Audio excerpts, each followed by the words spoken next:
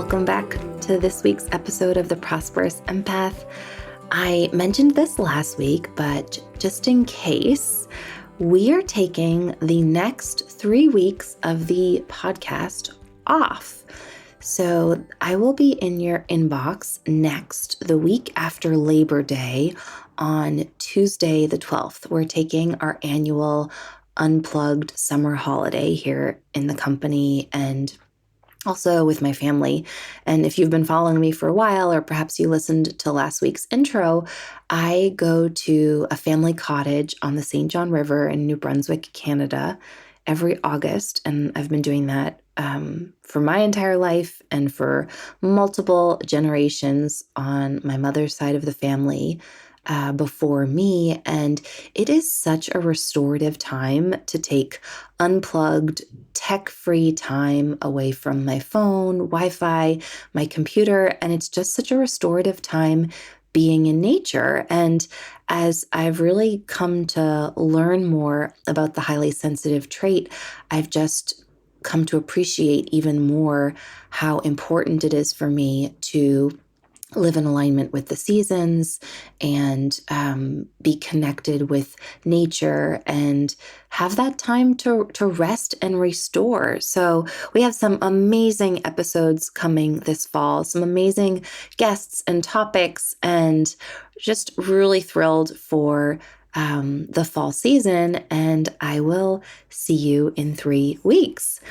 And honestly, that is such a beautiful segue to this week's conversation because we are going to be talking all about human-centric systems with Amy Mitchell. And I was introduced to Amy by a dear friend and client, Liz Rohr, who we've had on the podcast before, and we will link her episode in the show notes. We talked all about embracing your zone of genius as an empath, and Liz is amazing, and she thought that Amy and I would have an amazing connection, and we totally did. Amy and I have so much in common, and something I really appreciate about even just about what I shared about being able to take 3 weeks off of the podcast. And I also didn't record any new episodes for the podcast all summer. I used episodes that I had previously recorded and banked. And that is all because I had the systems in place that allowed me to take space from my business. And that is what Amy is all about. It's something that we both deeply share in common. We prioritize, and she and I both support our clients in doing that, but in different ways. So just by way of introduction, Amy is a systems expert who works with online business owners to create human-centric systems to leverage structure for more time, space, and flow in their businesses. And she shared something on the episode today that I just think is so powerful, and I want to share it with you here. She says, I truly believe that the more I'm able to live in alignment and have things be the way that I want them to be, the better job I can do, the more people I can impact, and the better I can show up. And I just believe in that so deeply. And I love how Amy supports her clients in doing that from the operations and system side of things. And I support my clients in doing that from the mindset and ways of being side of things. And it's just such a deep conversation. We jump into how Amy found her way to becoming a systems expert and what really draws her to this type of work. She shares all about the top systems that she uses in her business and how they've helped her stay organized and do a lot of her heavy lifting. She shares a little bit about her current journey. When we recorded this episode, she was living nomadically, and she's lived and worked all over the world. She even shares how her systems have supported her in, of course, her business and the way she cares for clients, but also in booking her next Airbnb and specifically meeting all of her needs in booking her next Airbnb as a highly sensitive person. This episode is just full of gems for ambitious empaths and type A sensitive business owners. We share so many values in common, and it was really just a delightful conversation. And I have no doubt you'll be able to hear in my voice just how delighted I was throughout the conversation, and I hope you will be as well. Let's jump in. Hello and welcome to the Prosperous Empath Podcast, designed especially for empaths and highly sensitive entrepreneurs just like you who are committed to achieving holistic success. I'm your host, Catherine Wood, Master Certified Coach, author, mastermind leader, and founder of Unbounded Potential, a boutique coaching firm for empathic entrepreneurs. I'm on a mission to bring empathy back into the world of business. Each episode will focus on achieving more by doing less through leveraging empath-friendly leadership practices, boundaries, rituals, and systems, all the while continuing to care deeply about ourselves, others, and the world around us. If you are committed to joyful living and running a conscious business, but amassing wealth while doing so, proving that you can have both in a society that tells you you can't, then you are in the right place. Join me here each week to find out how. Be sure to subscribe and leave a review so you won't miss an episode. Plus, you'll find all the show notes and helpful resources over at unbounded-potential.com.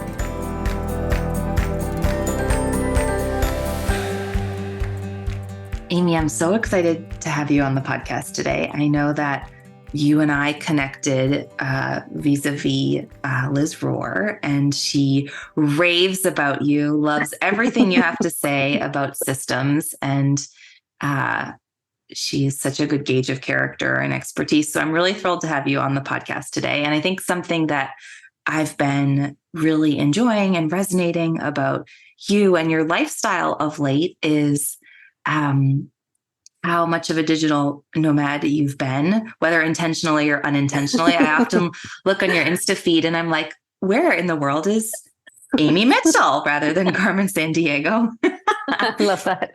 And it's cool because we're talking about systems today and your expertise in systems. And I feel like the digital nomad lifestyle requires such an orientation towards systematizing your life and systematizing kind of the orderliness to be able to function in online business anywhere around the world. So it's so true. By way of introduction, welcome. And thank you. I'd love to just invite you to share your pronouns, to share where in the world Amy Mitchell is today. And then I'd love to give you the floor to share some of your story with us. Of course. Thank you so much. My pronouns are she, her. I am currently in Saranda, Albania. So the southern tip of Albania, just near the Greek border. I was in Spain for a few months and then ran the clock out there. You can only be in Spain for 90 days as a Canadian. And so I'm currently in Albania waiting for hopefully my Spanish visa approval to go back and stay a little longer, but I'm Canadian. And as far as my story, I've been working in the online space since about 2015. And my first foray into online business was actually copywriting. And then as I started working with copywriting clients, I had a background in writing. I did a degree in communications. And as I started working with copywriting clients, I started to see how they could have the best copy in the world, but if they didn't have systems to capture the leads and communicate and function behind their business, the copy was kind of like systems needed to happen first for a lot of the clients that I was working on. And so I started to work on systems for them. And then I went to this retreat in Bali and did a personality profiling tool. And the host at the time said, "You're really good at systems." And then I realized something just clicked. And I was like, every job I've ever had, I've done systems. Like every project I've initiated on my own in a job has been related to improving systems or communication or flow of information. And so I just became a systems person and hadn't looked back. That was 2016, I think. So yeah, I've been working behind the scenes. I mostly work with people implementing task and project management software. I work with Asana specifically. with people and help them organize the back end of their business. Mm-hmm. I love that. I love that reminder that like people could reflect things to us as many times in as many ways for as many years as it takes until we're kind of ready to hear the thing that people have likely shared with you for, most of your life. Yeah. Yeah, it's so funny. The last job I had before I started my online business, I was met with an old colleague of mine. I was like, actually, I'm doing systems now. And she's like, you don't say, no surprise here. And I'm like, why didn't I see it? But yeah, it's really funny how like we have these things that we take for granted. They're just something that's easy for us. And we think it's easy for everyone, and it's often not. And so when we have people that are able to reflect back and mirror that it actually is a gift, it actually is something that is really valuable for people. It's so lovely. It's such a gift. Mm-hmm. What do you most enjoy or delight in about systems? I think there's a couple different kinds of systems people. And I think there's the systems people that are like, they just love the organization and they love a beautiful spreadsheet and organization for the sake of orderliness, which I love. Those kind of systems people. That's not me. I do love orderliness, but for me, it's very much a means to an end. So my entire life, I've loved to travel. My very first trip, I went to Japan when I was 19, never left the country and then went to Japan. And I've always loved to travel. And I did a working holiday visa in Japan, did a working holiday visa in Australia. And once I turned 31, I realized, it's not that easy for me to just go work and live in other countries now. I need to find a way to build a location independent business. And so as I started copywriting and then switched to systems, I realized that systems were that way. Like to me, systems equal freedom. Like it equals the space, the ease, space is the best word I can think of, because when you have a system that can take care of things, it allows this spaciousness and this freedom for you to do other things. And so for me, systems are a means to an end. I can't look at anything in anywhere without thinking, how can I make that faster, more efficient, or easier for me or someone else? It's just like naturally how I see things. And so I think the thing I love about systems is just how they are able to take on some human, some of the heavy lifting for us. We have so much to think about and everything we're trying to do, be, and have all the time. And it's like the system's ability to create ease for us and allow us to go be more in our lives rather than working all the time. Mm-hmm. I really appreciate that differentiation between kind of the type of systems people, because I'm so that former. I'm the person who loves orderliness and I love a good spreadsheet, and my background is in economics. So I'm like a total spreadsheet gal. And it's actually been a limiting factor for me over the years, because I've often realized that my kind of default commitment to orderliness gets in the way from the automation of systems or the efficiency of my systems. And I've had to kind of give up some of those default commitments to orderliness to create more automation, more systemization of how my business works in the back end, and give up some of those kind of, like those just default commitments to orderly neatness, like clean, like, I don't know. It's like, there's kind of like it's like just a natural progression of how you do things. And I always loved doing those things. And I guess what you do is you help people remove the person out of the middle. As much as possible. Yeah. And it's also like, of course, the dream is to have everything perfect and neat and tidy and orderly and as automated as possible. Like, of course, I would love to have both of those things, but it is often like, to have it 100% perfect, but you need to do 20% manual or have it 80% perfect without having to do that manual piece. And so it's a decision that the business owner gets to make, because sometimes that 20% for it to be that extra amount of neat, tidy is worth it for some people. And I think like I get caught in my own back end, just spending too much time perfecting things. And I know it when I'm doing it, when I'm in my back end and I'm thinking, this is not at all contributing to my top priorities right now, but I love it. Yes, I totally relate with that. Well, wait, can we just geek out about that for a moment? Like, yeah, absolutely. If we were to take a walk in the back end of your business, like what are maybe your top 3 to 5 systems that you just so deeply adore how streamlined and functional they are? Yeah, I mean, so using Asana I've been using Asana since 2015. It was initially introduced to me by Mike Barty, who's a friend of mine, and he introduced it to me. And so Asana itself houses so many systems that I just think are so pretty. And so for example, my client onboarding process. So I have an application process to work with me. People submit an application. That application is an Asana form. That Asana form goes into my applications database. I have a place where I review it. If I've reached out to the person, I can change the status. I have a snippet email template that gets sent out to them. So it is partially manual, but because of the way I want to manage my leads, that piece, the people that I work one-on-one with, that piece is manual, but it's all the information is captured. Everyone's like every lead that comes in and if they turn to a client, they get moved to the client board. And so just like the whole way that one works, I just really love it. It just is something that works really well for me. My system just around task management, I've been teaching it for 6 years now. And it's just like the most, it's given me the most time and space in my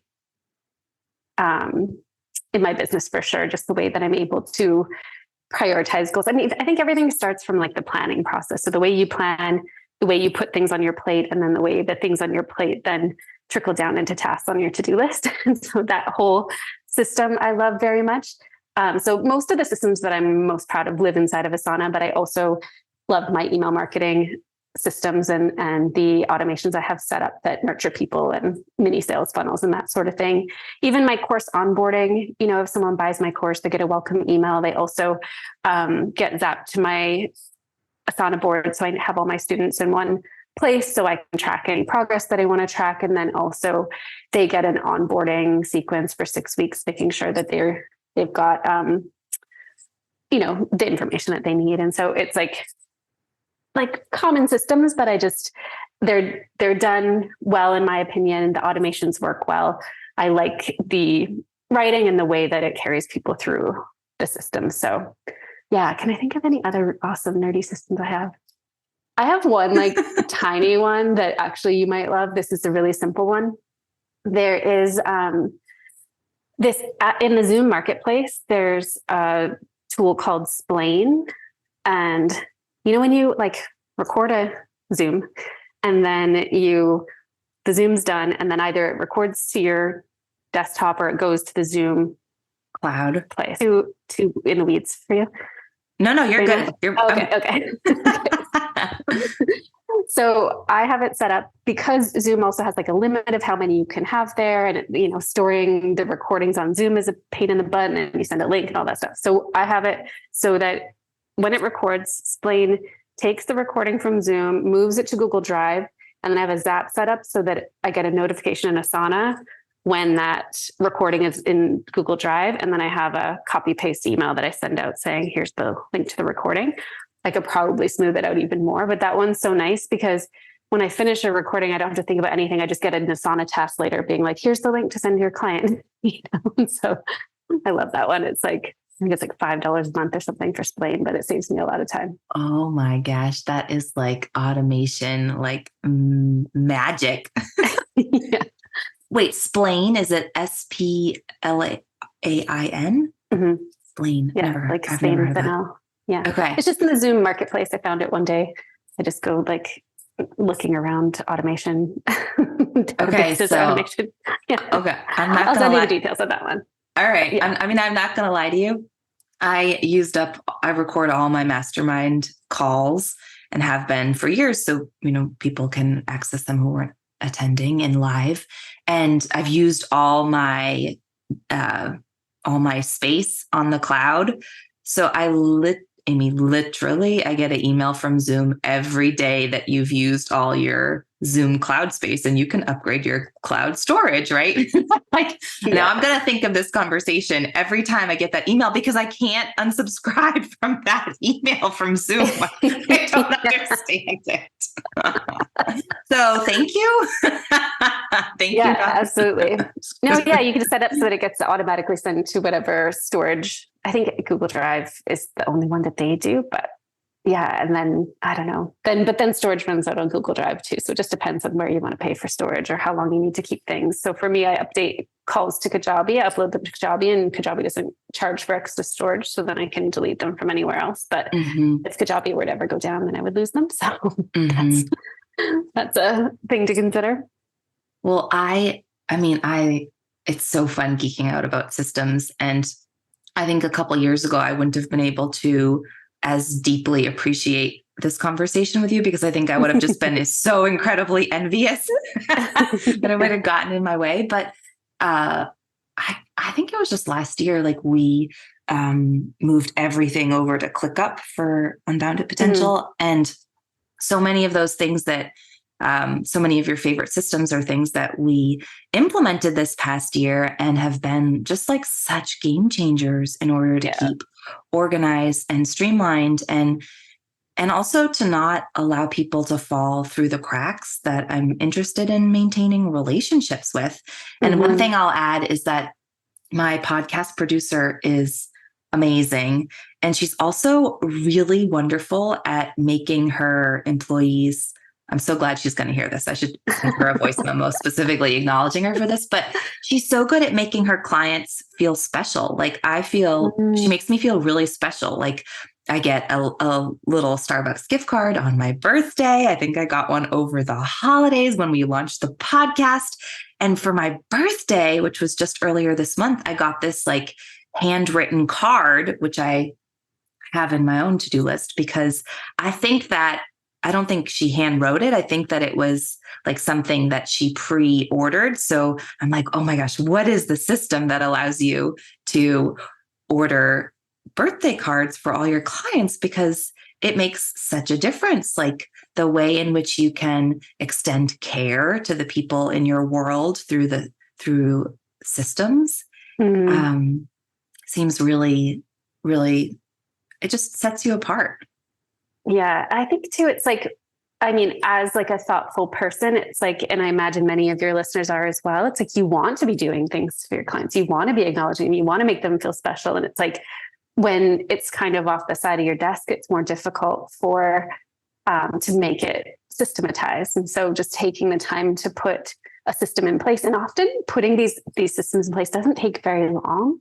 It's just prioritizing it and thinking, okay, what's the easiest way to do this? And I think that's another thing I really love about systems is being able to be creative with it, because it's like, okay, what is the outcome that I'm looking for? I want my clients to feel special. I want them to be acknowledged. I think acknowledging them on their birthday would be really special. So that means the system has to include grabbing their birthday on an intake form, adding it to some sort of database, having a system where either that gets automatically sent to outsource somewhere, or someone on the team is pulling a list every year and going through the thing. But it's like, it's a small system ultimately, and not that difficult. But when there's all these little systems that you want to prioritize in the business, it's like you're busy just trying to manage clients and do the marketing. And especially for those, small business owners with little to no team, there's so much to do. So I understand, it's a dream. That's one of the things is that when I say, oh, I build systems, everyone's like, I want those.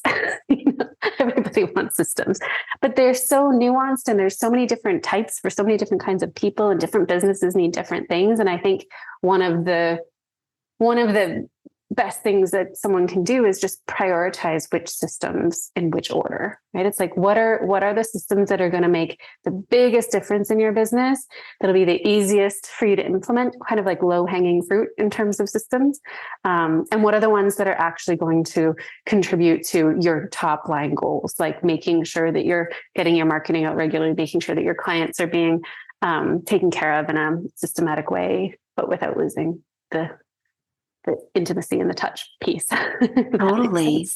I mean, I love the reminder that you have to establish systems based on the human. And I think we talked about this idea on our when we were chatting last about just human-centered systems, really like human-focused systems. And it makes me think of something you mentioned previously, which is that for a lot of your clients, like the task management, automation or systems that you create is super helpful, I think you said.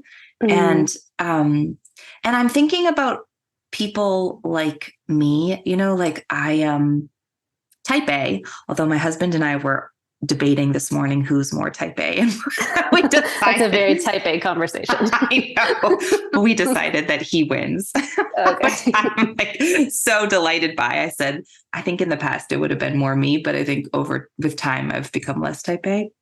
But people like me, right? Like ambitious, driven, and have high integrity. And what I mean by high integrity are like, we do what we say, and we say what we'll do.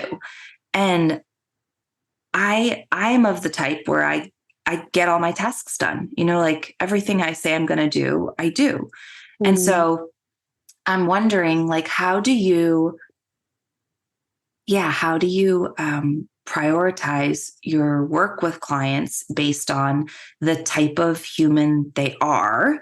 And as a systems person, how do you identify who the type of human is that's in front of you? That's such an interesting question. I think just my experience over the years in working with people, I am able to kind of pick up on symptoms of what the core problem is. And when I say core problem, it's like in terms of systems or in terms of quote unquote productivity. So different people come with different problems. So for example, you get all of your tasks done. So if you came to me, my questions would be, okay, is that ever at your expense? Or have you just gotten so clear about what your priorities are? You know what needs to be done. You're good at allocating your time, and you don't overextend yourself to get stuff done. Because I imagine that's kind of where you're at based on all the work that you've done and the work that you do. But many type A people will get their tasks done at any cost, and then they'll take care of their family, and then they'll take care of all of the other things in their house, and then they have nothing left themselves at the end of the day. And so the conversation there is more about their expectations about what needs to get done, and actually allocating their time and resources in their life instead of pretending that time is not finite. So it's like I would have a different conversation with you versus that someone that's like overextending themselves all the time. Yeah. Do you want to say anything about my assumptions of you and the way you manage your tasks? I love that. I mean, I think that's so astute. And I was also just appreciating, your gifts being an empath and a highly sensitive and an introvert, like how much value add that is, that you have such a deep understanding and ability to discern who your clients are that would allow you to help them really prioritize the systems that are best in service of them. And you're absolutely spot on. I think in my first handful of years in business, getting things done at my own expense was absolutely second nature. And I would say that is not the case anymore at all.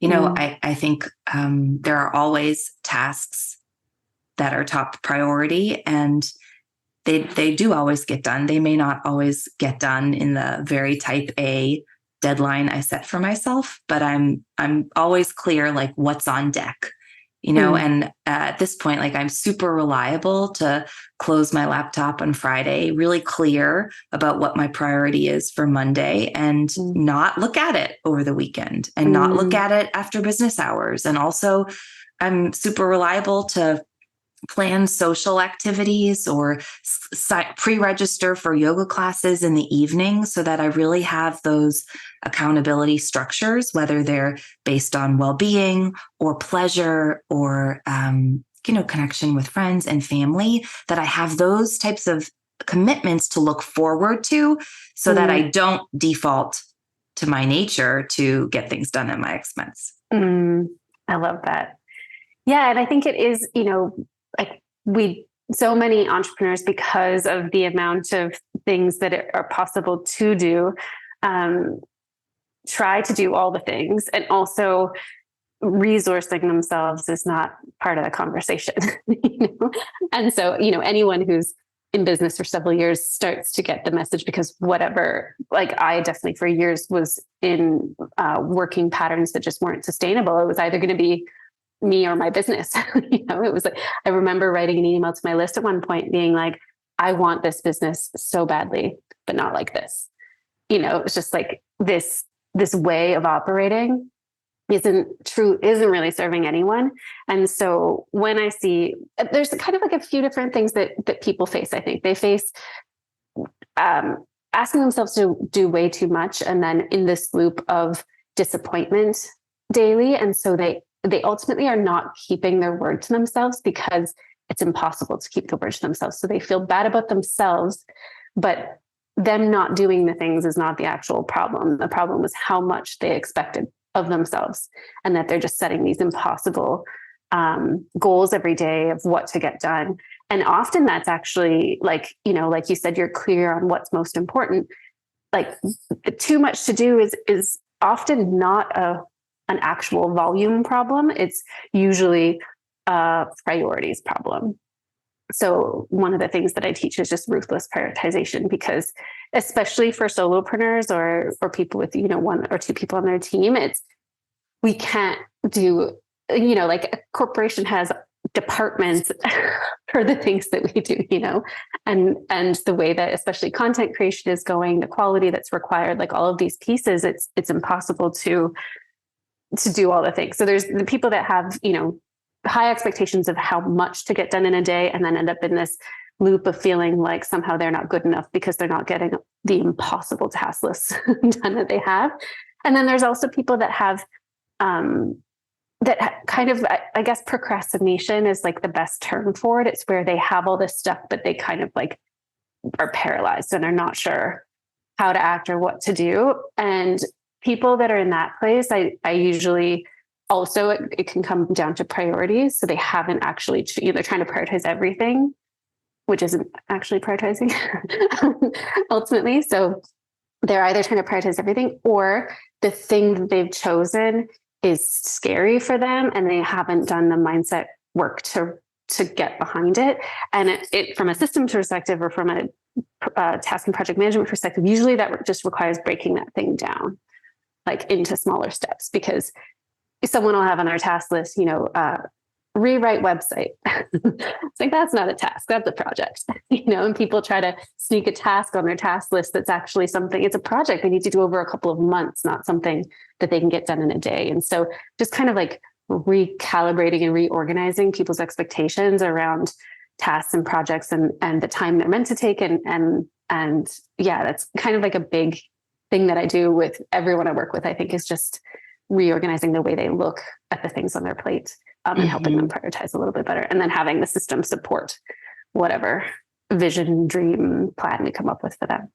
And I don't know if I necessarily had discerned this for myself before, but I'm appreciating from this conversation how much of the ability, the willingness to systematize your business is a reflection of the mindset work you've done to get out of your own way, from perfectionism to procrastination to prioritization to that mindset shift from wanting to get everything done to getting enough done. Like there's just so many mindset shifts required in that journey. And it's strategic as well, right? It's like, if we're not setting strategic enough goals, then everything that falls from the goal to the projects, the tasks, like you've got your task list filled with things that aren't even actually getting you to where you want to go. So it's just like this, I'm using lots of hand gestures.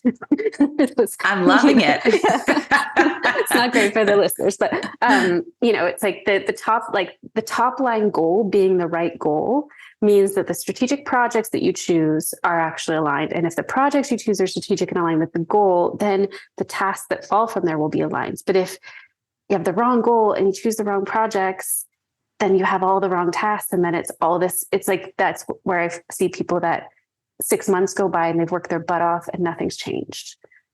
It's like the goal was slightly off. And when I say off, it could be, it wasn't totally values aligned. It was like a goal they think they should have had, or the project they chose was like, well, I should be on Instagram, so I need to focus on Instagram. It's like, but really they're like, starting a podcast would be the like highest service to the world, And so it's kind of like picking projects based on what they think they should do, and then also I find so much procrastination comes from misalignment. If people think they should be doing something and then they keep procrastinating on things they actually don't want to do it, and it's not because they're scared, it's because it's not the right thing for them. And this is again where that human-centric piece comes in, because when we're trying to bulldoze over the human behind the business, the thing that is most aligned for them, most exciting for them, I think you just get into trouble when it comes to trying to execute. And that's, I guess, wrapped up in the task and project management systems. Those are some of the kinks that I see when people are trying to get stuff done. They're like, I'm just not getting stuff done. And I'm like, well, I happen to know you to be a like really bright and proactive and amazingly action-oriented person. So maybe it's not you. Maybe it's the task that's the problem. Maybe it's like it's like not about trying to force yourself to do this thing. Maybe just delete it, try something else. Everything you mentioned around procrastination really speaks to me, because I think that in working with a lot of highly ambitious empaths who are often givers and pleasers and really want to do right by their clients and by their families, right? There's often that huge fear around disappointing others or not belonging, which can oftentimes just create so many barriers to complete tasks. So from a systems perspective, I'm curious where else you may look with folks like that. Yeah, I think it's quite individualized, but like I am that person. I was that person, super people pleasers, always wanting to belong and always kind of shifting and changing to fit based on what I thought was going to help me belong the most. And so for a long time in my business, that meant having no boundaries, allowing clients to putting my clients first before my business, all of these things. And so what I came to learn was that my two best friends were boundaries and policies.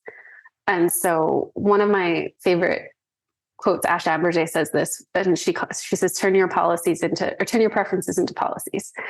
And it's the idea that it's like, for me, I used to have meetings at all hours of the day. I was a digital nomad back in the day. I was living in Bali and Spain and Portugal. And because I was in a different time zone, I felt like I had to bend over backwards for my clients. So I was having calls at 2 a.m. when there was other times that would have been slightly better, but I just felt like I couldn't ask anything. And so then I just slowly started to turn the things that worked better for me into policies. So I wrote about this last week, but I don't do urgency in my business. There's, a client can't ask me for something today that has to happen today. It's just like not a thing. Nobody even asks me anymore. They used to, but they don't anymore. And so I have a 48-hour policy in my contracts. Like that's how long it might take me to get back to you. That doesn't include Fridays, Saturdays, or Sundays. So if you message me on Thursday, you might not hear back from me till Tuesday. And so like just having the kind of things that really are good for me and my nervous system and my life into my policies. And it took some time, but I think for people that do want to people please and be there for other people, it can be done in baby steps. So I have recently had a client like that, and the first thing she did was she used to have meetings with clients any time of the week, no matter what. And she just changed that to just 2 days a week that she would take meetings. It could be at any time, but she went from like being open and available her entire schedule all week, which just sounds just so difficult to me. I couldn't imagine. I couldn't imagine that. Yeah. To now 2 days a week. And she was over the moon because no one cared. They just feel like, oh, okay, yeah, I'm free at this time on Tuesday, at this time on Thursday, or whatever. So Kind of a long, rambly way to say that I think it is about first identifying what your preferences are. Like, if it was up to you, what would this look like? If you could make all the rules about how your day goes, about how your work goes, about what your week gets to look like, what would that look like? And then what are some things you can put in place as policies, as boundaries, and just step by step start implementing those things. And, for me, I only do meetings on Tuesdays. I never do meetings before 10 a.m. I know you have some of these similar boundaries and policies now, but then what does, like, the thing that I think this is the way that I was able to get behind it, because initially it felt selfish, but it's like when I have meetings once a week, I'm there. I'm like, I don't ask myself to get anything else done today. My only job is just to be here with you, be there with my client later. It's like, that's the only. So with that, I took a walk this morning and I had a nap this afternoon. It's like, I just am taking care. And so with that, I do a much better job for my clients. I enjoy my day. That's good for everyone. Us enjoying our days is actually a service. And so I think that's how I was able to get behind putting some radical boundaries in place. Mm-hmm. Radical, also putting air quotes up on that. But, mm-hmm. Yeah. I love all that. I think I'm smiling over here because I've done the exact same thing. All my preferences, everything I've learned with each client that I want to integrate into how I do business, I've put them into my client agreements, and it's not like someone told me to do this, I think as ambitious empaths, we're so deeply intuitive. We don't need necessarily someone to tell us what to do. We just, we need someone to reflect what serves us or what our preferences are. And then we just need to integrate that into how we operate. Mm-hmm. Yeah. And I think just sometimes seeing other people do it just is oh yeah, it is. Why not? Why can't I do that? It kind of felt, and I do think, I do think you're right. It's we do know what we want. And it's for me, it felt like that extra scary leap to then ask for it. It's I really would love it if things were like this. And then to give myself permission to just put it in place was another growing pain where I had to be okay, maybe disappointing a couple people for my own good. But then I just feel I just have so many people thanking me for being the way that I am in my business. If someone follows up in an email and is you didn't get back to me fast enough, I don't apologize. I don't, it's I don't know. I don't know how to say it, but I just feel it took some time to be unapologetic about these things, but they all are in kindness and of service. I truly believe that the more I'm able to live in alignment and have things be the way that I want them to be, the better job I can do, the more people I can impact, the better I can show up. I just believe that to my very core. And I didn't always believe that. I had to make that new belief and get behind it. Mm-hmm. I couldn't agree more. I think for the conscious entrepreneur like you and me, we see our peers or business owners that we want to work with honoring their boundaries. And we're yes, that is the type of business owner I want to work with because they have done their own work. Yeah. Sign me up. Yeah. Or even, hiring contractors, if you hire a contractor that doesn't have good boundaries, you almost feel oh, this is going to be harder because I don't know if they're telling me for sure that they, because I want to be able to hire someone that if I ask something, they'll say no if they can't do it. Totally. You just say no if it doesn't work for you. I don't want you to, extend yourself for me. And so, yeah, it's just fascinating how the more I see people having boundaries and expressing boundaries, I'm just oh, the world's getting better. Mm-hmm. We had Sadie Prestridge on the podcast a couple of weeks ago, and she has an executive VA agency, and she was talking about how with her VAs, she trains all of them that she does not want her VAs to be responding to her clients at all times because they'll burn out. And I think for so many of us, and particularly for empath entrepreneurs, like we're relationship forward. We prioritize relationship and we're committed to long lasting relationships. So if we're working with colleagues and VAs and peers who aren't honoring their own boundaries around work schedule, then we're setting the relationship up for a failure or disappointment or burnout. And we're not setting ourselves up for long-standing relationships, which I think it has been a huge factor in my success. So many of my partners and clients I've worked with for years and years. So I think it really expands on why it's so important in particular for us to work with well-boundaried colleagues and clients and peers. Yeah, I couldn't agree more. On the email front, a like small thing that I do is I like to work whenever I feel like working. Sometimes that's on the weekend. I don't have a hard line. If I need time during the day on a Tuesday, I take time during the day. Well, not usually Tuesday because I have meetings, but on a Wednesday, I just like work when it works for me. And that works for me because I'm in a country by myself and it's just me. So I can work when I want to work. But if I'm responding to an email on the weekend, I'll schedule it to send on Monday morning. Mm-hmm. So absolutely ditto.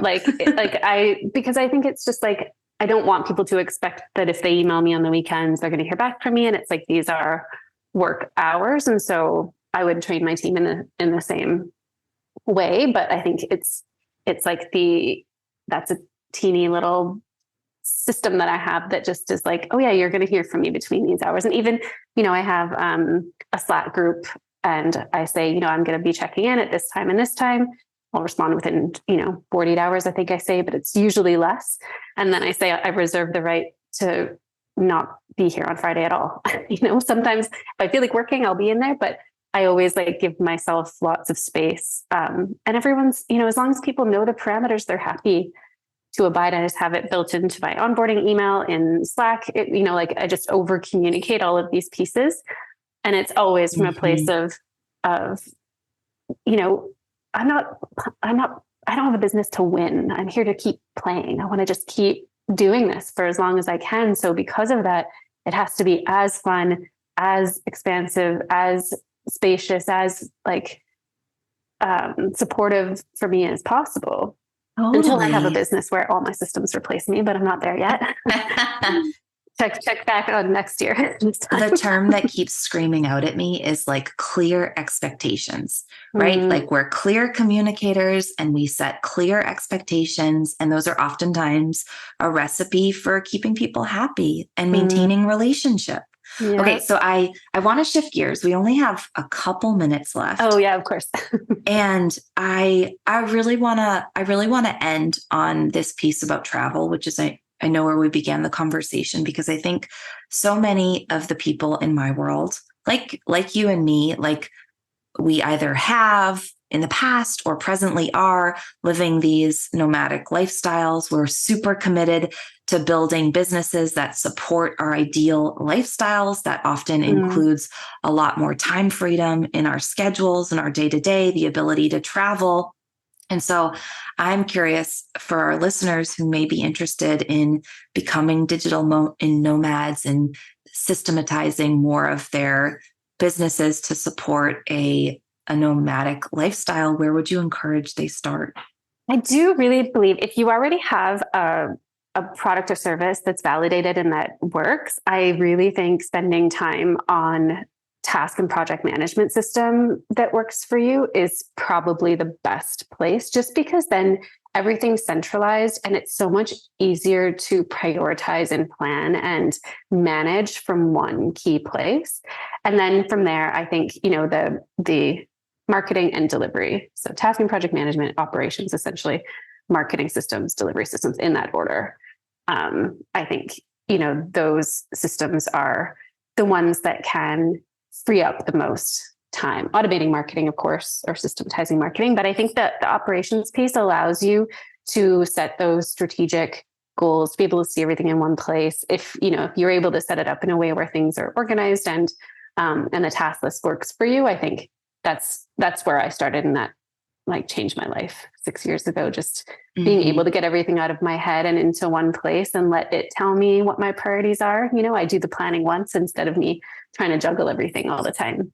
And then I keep everything in Asana, including I have this copy paste thing about my preferences for Airbnbs. So before I stayed in Airbnb, I copy pasted. I'm like, is it ever been smoked in? Because I really can't handle cigarette smoke. It's does it have this? Does it have that? And I have this because then I know I've got, and anytime I find something new, I'm like, this place, for some reason, you have to hold the shower head. I'm like, I don't want that. So it's now going on my list of things that I want to know. So I'm getting better and better at Airbnb renting. Oh my gosh. I mean, I hear getting better at organizing your preferences, your travel preferences. Yeah.